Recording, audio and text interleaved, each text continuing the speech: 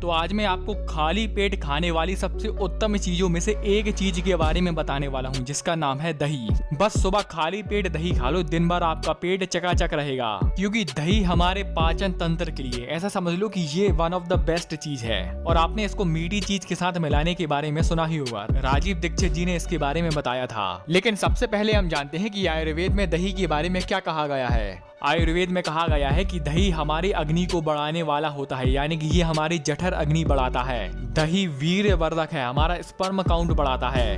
दही खाने से हमारे शरीर में स्निग्धता आती है, यानी कि चिकनापन आता है। इसको लेने से हमारे शरीर का बल बढ़ता है। दही विपाक में यानी कि पचने के बाद यह अम्ल रस वाला हो जाता है। इसमें तासीर के बारे में बहुत से लोगों का यह सवाल है कि यह तासीर में गर्म है या ठंडा है। सीधे आयुर्वेद की बात करें तो यह तासीर में गर्म है। अगर हम सिर्फ जमाया हुआ दही की बात करें तो वह तासीर में गर्म होता है। जब हम उसको चम्मच से निकालते हैं तो उसकी एक मोटी सी स्लाइस निकल जाती है, वह तासीर में होती है गर्म। लेकिन वही अगर इसको हम फेंट ले, घुमा लें पूरे दही के पानी को और दही को एकदम पूरा मिला लें, तब यही दही हो जाता है तासीर में ठंडा। बस घुमाने से ही इसकी तासीर ठंडी हो जाती है। अगर हम इसको वात, पित्त और कफ में जाने तो ये सबसे बढ़िया है वात वालों के लिए, क्योंकि एक तो ये तासीर में गर्म है और दूसरा ये चिकना है। लेकिन वही अगर इसको घुमा कर लिया जाए, यानी कि तासीर को ठंडा कर लिया जाए, तो ये पित्त वालों के लिए सबसे अच्छा हो जाता है। दही को आयुर्वेद में मंगल कारक कहा गया है, यानी कि हमारे भारतवर्ष में जब भी कोई शुभ काम करने से पहले आपको आपके माता पिता दही और शक्कर मिलाकर खिलाते हैं। यानी कि जब भी कोई जॉब इंटरव्यू के लिए जा रहे हैं, बिजनेस स्टार्ट करने जा रहे हैं, यानी कि कोई भी शुभ काम, हर एक शुभ काम के पहले हमें दही और शक्कर का घोल पिलाया जाता है या खिलाया जाता है।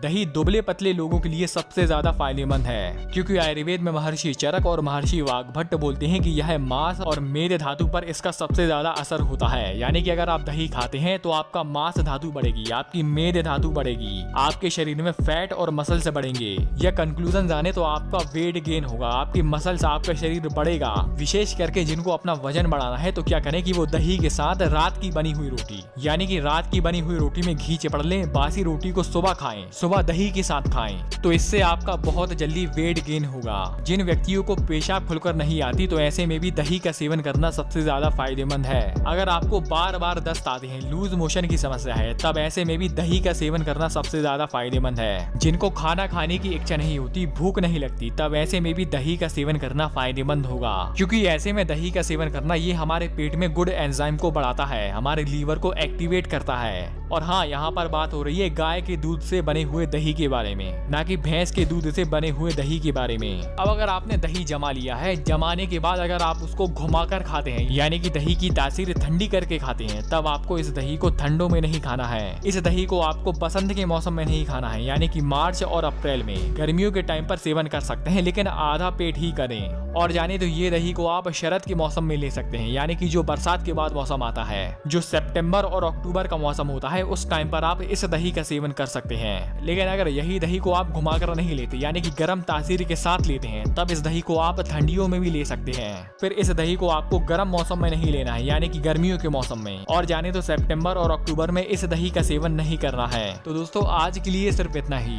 आपने वीडियो यहाँ तक देखी, आपका बहुत बहुत आभार, धन्यवाद।